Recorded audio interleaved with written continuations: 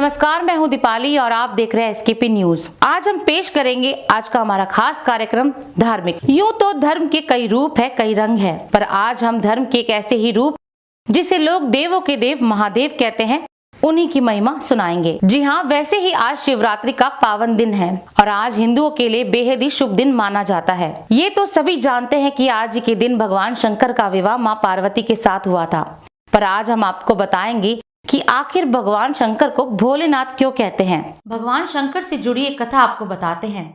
बहुत समय पहले किसी एक गांव में आम के पेड़ के नीचे बहुत बड़ा शिवलिंग हुआ करता था, जिसकी पूजा गांव वाले नियम पूर्वक बड़ी ही निष्ठा से किया करते थे। एक दिन दोपहर में एक 12-13 साल का बच्चा उस शिवलिंग के पास से गुजर रहा था। उसको उस भरी दोपहर में बहुत ही भूख लग रही थी, शायद थका हारा भूखा था, और अचानक उसकी नजर उस पेड़ पर लगे आमों पर पड़ी।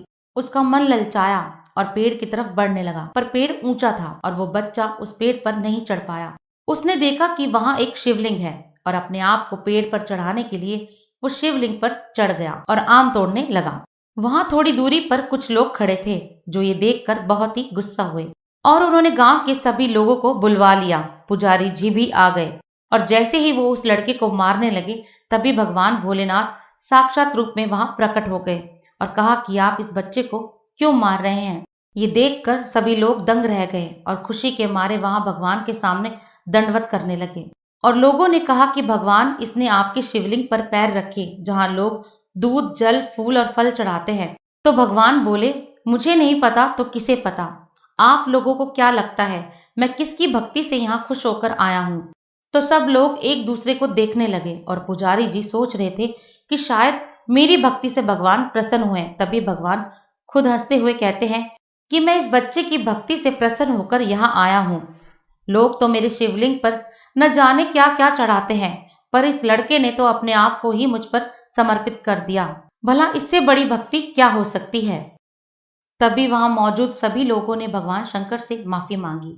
दरअसल भगवान शिव किसी भी भक्त की भक्ति से बहुत जल्दी ही प्रसन्न हो जाते हैं, फिर चाहे वो भक्त कोई देव हो, राक्षस हो या भूत प्रेत या इंसान हो। वो किसी से भी जल्दी प्रसन्न होकर मनचाहे वरदान दे देते हैं, जिसके परिणाम स्वरूप बाद में कई राक्षस उन वरदानों के दुरुपयोग करने लगते हैं और भगवान भोलेनाथ से ही युद्ध करने लगते हैं, लेकिन अंत में तो जीत भगवान की ही होती है। एसकेपी न्यूज की खास रिपोर्ट। ये तो थी भगवान शंकर की महिमा। आप सभी को महाशिवरात्रि की हार्दिक शुभकामनाएं। इसी के साथ आज का कार्यक्रम समाप्त करते हैं। आप बने रहिए एसकेपी न्यूज पर।